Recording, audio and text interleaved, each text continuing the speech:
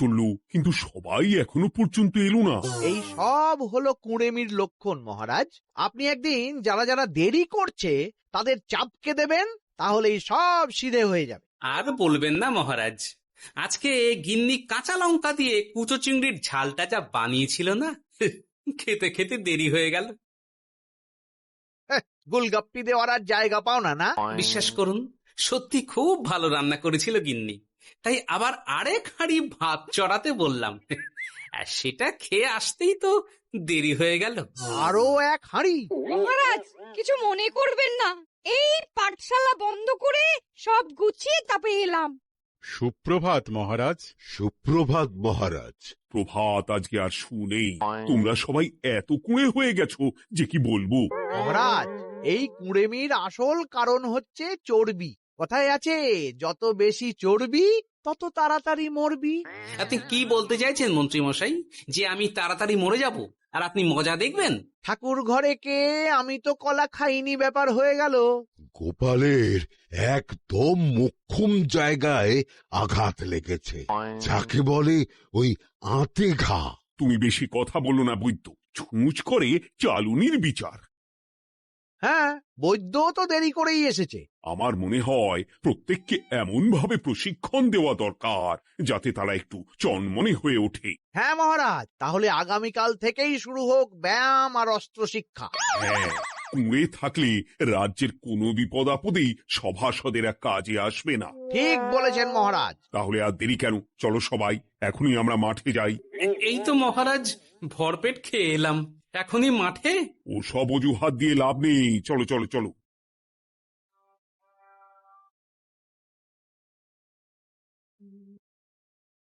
এবার সবাই সারিবদ্ধভাবে দাঁড়িয়ে পড়ো। কি, গোপাল কোথায়? মহারাজ, গোপাল আপনার পিছনে দাঁড়িয়ে আছে, চুপি চুপি। এই এই এই গোপাল, যাও যাও, মাঠের মাঝখানে গিয়ে দাঁড়াও। এই চাঁদি ফাটা রোদে কেন মহারাজ সুস্থ শরীরকে ব্যস্ত করছেন? এইসব বাজে কথা শুনতে চাই না। শুয়ে বসে থেকে শরীরের কি অবস্থা করেছো? শরীরের নাম মহাশয়, যা সবে তাই সয়। তুমি যাবে না, তোমাকে এক্ষুনি বরখাস্ত করব। কি জ্বালা! যেখানে আমার সব কাজ বুদ্ধি দিয়েই হয়ে যায়, সেখানে গায়ের জোরের কি দরকার? হ্যাঁ, এই গোপাল, আমি 1 থেকে 3 অব্দি গুনবো, তারপরে সবাই এই মাঠের ধার বরাবর 5 বার পাক দিয়ে দৌড়বে। ঠিক আছে মহারাজ, আমি প্রস্তুত। আমি রোগা পটকা আছি, কোনো সমস্যাই হবে না। হয়ে গেল। সবাই প্রস্তুত? 1, 2, 3।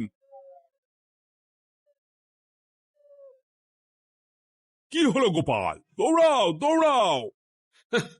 মহারাজ, এর থেকে বেশি জোরে পারবো না। আই, কে আছো? একটা কঞ্চি দাও। এই সেরেছে। বেশ হয়েছে, বেশ হয়েছে, ব্যাটার এবার চর্বি কমবে। কি হলো গোপাল, হ্যাঁ হয়ে গেল? হ্যাঁ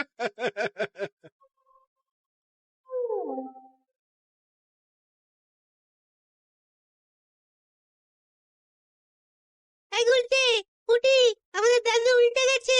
হ্যাঁ, তাই তো দেখছি। চল চল গিয়ে দেখি। উফ, চেহারার কি অবস্থা বানিয়েছো গোপাল, হ্যাঁ? এতটুকু দৌড়তে গেলেই চিটপটাং। তাড়িয়ে দিন মহারাজ, এরকম বেঢপ চেহারা সভাসদকে আমাদের দরকার নেই।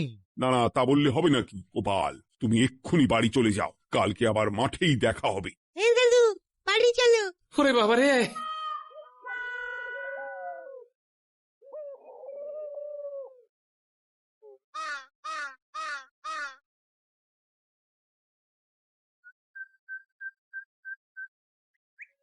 আরে ধুর ছাতার মাথা, তখন থেকে জল খেয়েই চলেছ।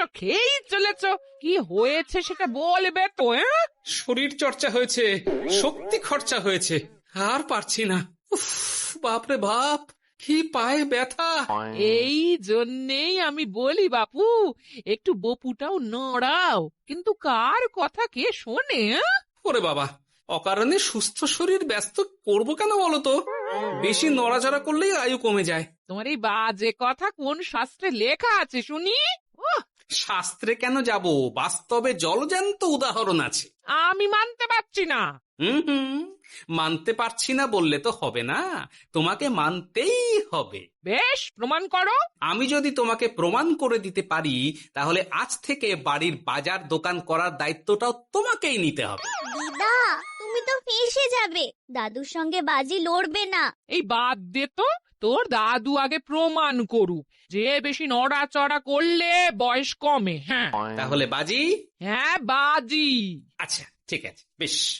তুমি তুমি একটা পশুর নাম বলো তো, যারা খুব তাড়াতাড়ি দৌড়য়। ঘোড়া, হরিণ, চিতাবাঘ আরো আছে। আচ্ছা, এবার সবচেয়ে আস্তে আস্তে কোন পশু চলে, এরকম একটা পশুর উদাহরণ দাও। কেন, কচ্ছপ? এই তো পেয়ে গেছে উত্তর। এবার তুমি বলো তো, কচ্ছপ কত বছর বাঁচে, আর ঘোড়া, হরিণ, চিতাবাঘ এরা কত বছর বাঁচে? চিতাবাঘ, ঘোড়া কেউই 30 বছরের বেশি বাঁচে না, কিন্তু কচ্ছপ 300 বছরও বেঁচে থাকে। হেরেছে, হেরেছে, আমার বউ হেরেছে। উফ, জীবনের কত বড় চাপ নেমে গেল। হ্যাঁ, এই তুমি আমাকে এভাবে হারালে। তখনই বললাম দাদুর সঙ্গে বাজি লড়তে যেও না। নাও, এবার খেলা সামলাও।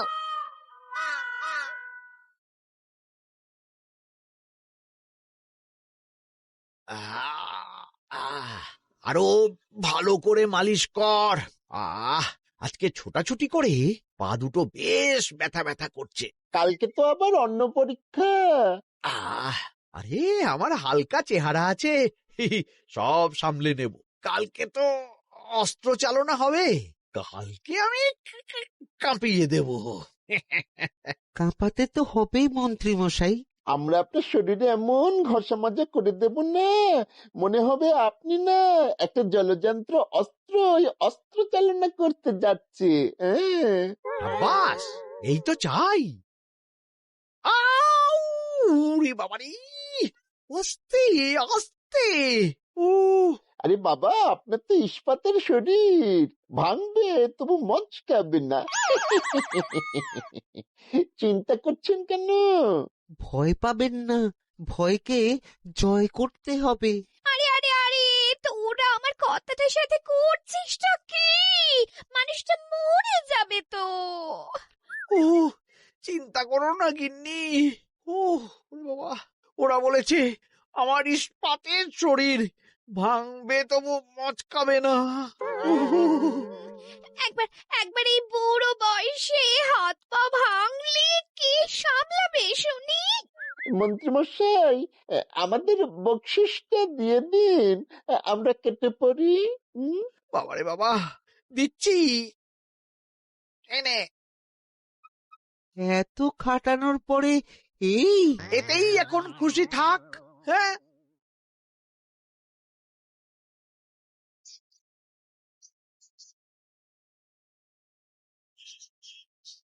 এবার তোমাদের সকলকে অস্ত্র শিক্ষা দেওয়া হবে। উফ, রোজ রোজ কি জ্বালাতনে পড়েছি, বাপরে বাপ।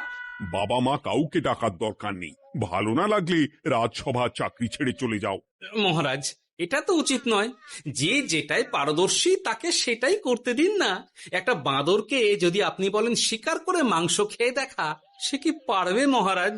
মহারাজ, গোপাল একটু বেশি কথা বলছে, ওকে আপনি বের করে দিন। আমি তোমার কথায় গলবো না গোপাল, তোমাদের সবাইকে এখন অস্ত্র শিক্ষা শিখতেই হবে। কর্তার ইচ্ছায় কর্ম, এখন তো আমার আর কিছুই বলার নেই। তাহলে আর দেরি কেন, তোমরা সবাই একটা করে ঢাল আর একটা করে তলোয়ার তুলে নাও। সেনাপতি, বলুন মহারাজ। তুমি সকলকে অস্ত্র শিক্ষা দেবে, তলোয়ার চালানো শেখাবে। এক এক করে প্রত্যেকে তোমার কাছে যাবে, আর এক এক করে তুমি সবাইকে তলোয়ার চালানো শেখাবে। আচ্ছা মহারাজ, তাহলে ওই সবার প্রথমে চলে আসুন মন্ত্রী মশাই। হ্যাঁ, আমি প্রস্তুত। আমার শরীর ইস্পাতের মতো, ভাঙবো তবু মচকাবো না।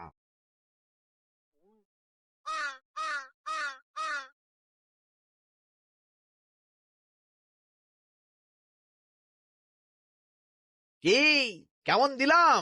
অত সহজ নয় সেনাপতি। আমি মন্ত্রী এমনি এমনি হইনি, আগে অস্ত্র শিক্ষা শিখে তবে মন্ত্রী হয়েছি। এটা কি হলো? হ্যাঁ, আপনি অস্ত্র শিক্ষায় পারদর্শী, কিন্তু আরো বিচক্ষণ হতে হবে। কারণ আজকে এই পাগড়ির জায়গায় আমি যদি তলোয়ার আপনার গলার দিকে চালাতাম, তাহলে কিন্তু আপনার এই ভবলীলা এখানেই সাঙ্গ হয়ে যেত। ঠিক আছে, মনে রাখবো। এবার বাকিদের তো ডাকো। হ্যাঁ, এরপরে তলোয়ার চালানো শিখতে আসবে গোপাল। বাবা বাবা বাবা, গোপাল তুমি আবার দল বল নিয়ে এসেছো। দেখি তোমার কত দম। গোপাল, তুমি প্রস্তুত হও? হ্যাঁ হ্যাঁ, আমি প্রস্তুত। ওরে বাবারে, এ তো ভয়ানক চাপের কাজ, আমাকে বেশ বেগ পেতে হচ্ছে। সামলাও গোপাল। না, আমাকে অন্য রাস্তা দেখতে হবে। সেনাপতি, মহারাজের দিব্যি, তুমি আমার দিকে তলোয়ার ঢাল বাড়াবে না।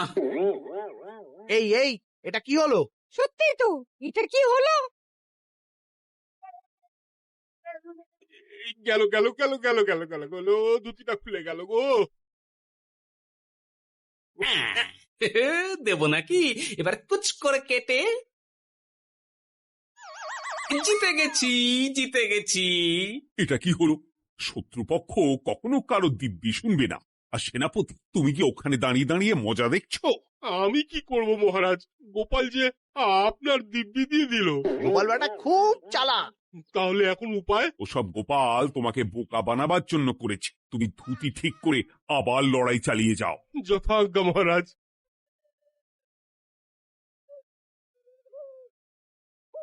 কিরে ন্যাপলা, তোদের দিদা আমার জন্য কি রান্না করে পাঠিয়েছে রে?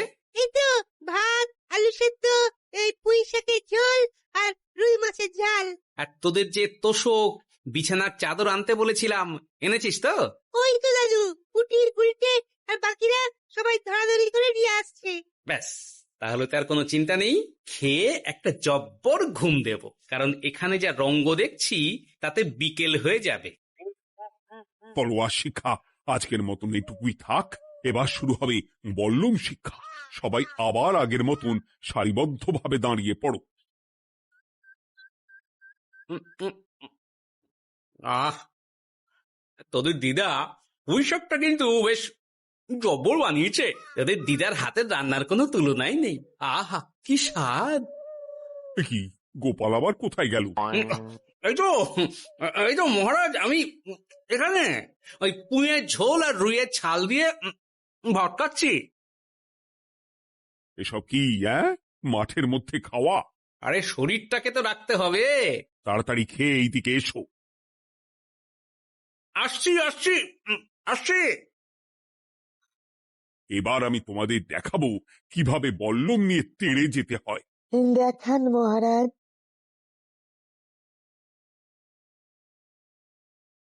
এ তো খুবই সোজা মহারাজ।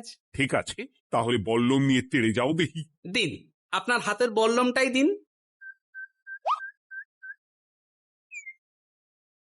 আরে আরে, গোপাল তো মাঠ থেকেই চলে গেল।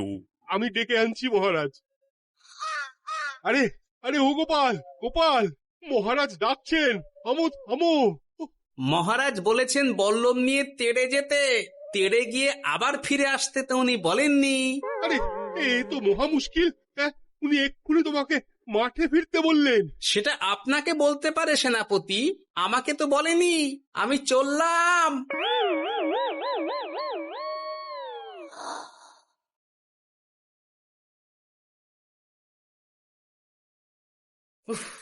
বাবারে বাবা, কি ঝক্কি! অনেক বুদ্ধি করে মাঠ থেকে খাটে চলে এসেছি। আমি আর উঠছি না। এ কি বলি, তোমাদের তো এখন অস্ত্র শিক্ষা নেওয়ার কথা। হ্যাঁ, তোমার বলা নেই, কোয়া নেই, অমনি বাড়ি চলে এলে। আরে বাবা, ওইসব অস্ত্র শিক্ষা মানেই সুস্থ শরীরকে ব্যস্ত করা, অসহ্য খাটনি, অযথা কষ্ট। কষ্ট করলে তবেই কেষ্ট পাওয়া যায়। হ্যাঁ, তোমায় আমি আগেও বুঝিয়েছি, যেখানে বুদ্ধি কথা বলে সেখানে দেহের শক্তি নীরব দর্শক গিন্নি। আরে বাবা, সে না হয় বুঝলাম, কিন্তু মহারাজ তো ভালোর জন্য সবাইকে অস্ত্র শিক্ষা দেওয়ার চেষ্টা করছে না? আরে বাবা, যার যা কাজ তাকে সেটা করালেই পারে। মহারাজ তো সেটা বুঝতেই চাইছেন না। আমি এখন ঘুমোবো।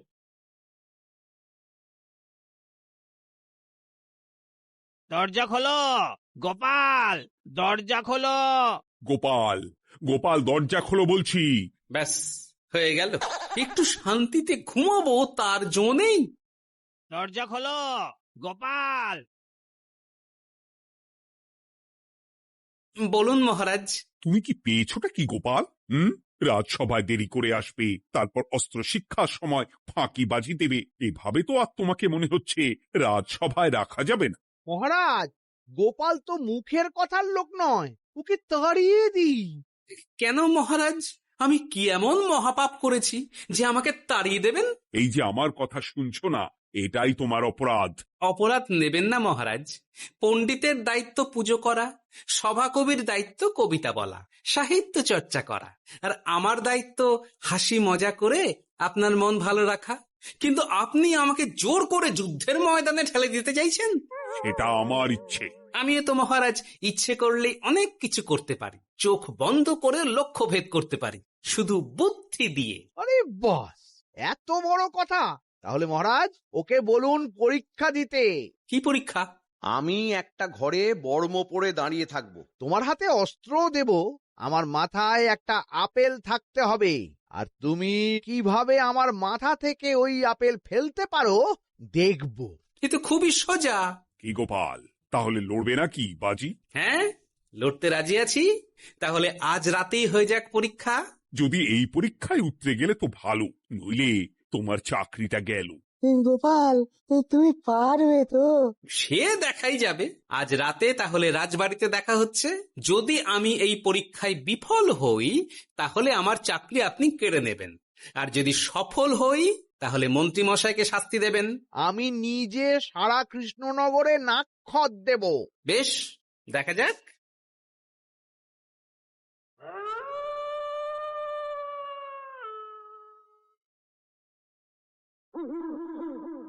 কি মন্ত্রী মশাই, ব্যবস্থা সব ঠিকঠাক হয়েছে তো?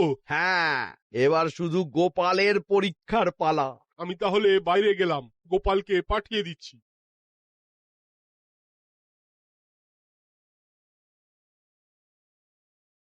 এবার যাও গোপাল, ঘরের ভিতরে যাও, দেখি তুমি কি করে মন্ত্রীর মাথা থেকে আপেল ফেলতে পারো। আপনি তো শুধু আমার চোখ ঢেকেছেন, আমার নাক মুখ কানও ঢেকে দিন, যাতে ঘ্রাণেন্দ্রিয় শ্রবণেন্দ্রিয়েরও সাহায্য না নিতে পারি। বেশ, তাহলে তাই হোক। আয়, কে আছো? গোপালের মুখ নাক আর কান ঢাকো। যথা আজ্ঞা মহারাজ। একটু একটু মোটা কাপড় দিয়ে নাক মুখ ঢাকো, হ্যাঁ, যাতে সেভাবে আপেলের গন্ধ না পাই। বেশ বেশ।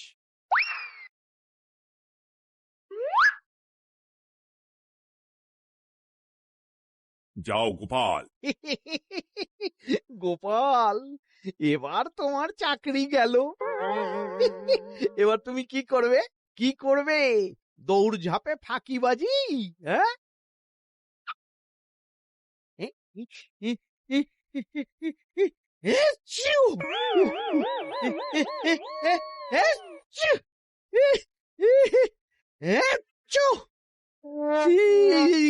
গেল গেল গেল গেল গেল, আপেল পড়ে গেল। আপেল পড়ে গেল? মহারাজ, এর মধ্যেই গোপাল আপেল ফেলে দিয়েছে। ঘরের ভেতরে চলো।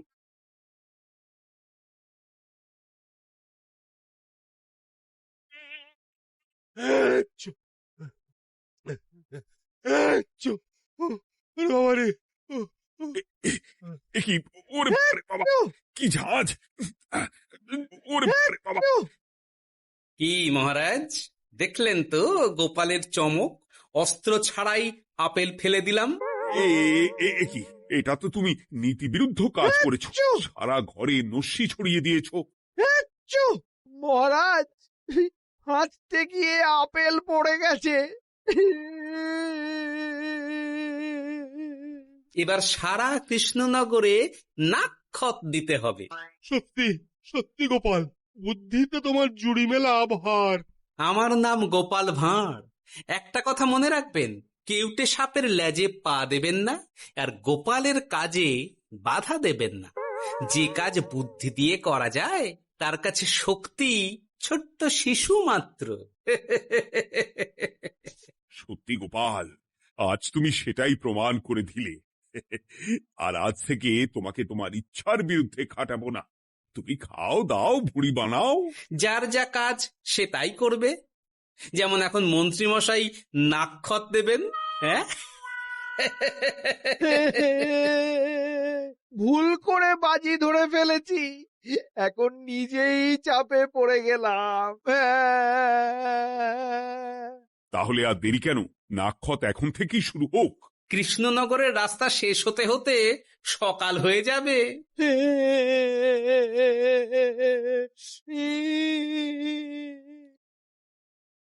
হাসির রাজা, জ্ঞানের রাজা, রসিক রাজা গোপাল ভাঁড়।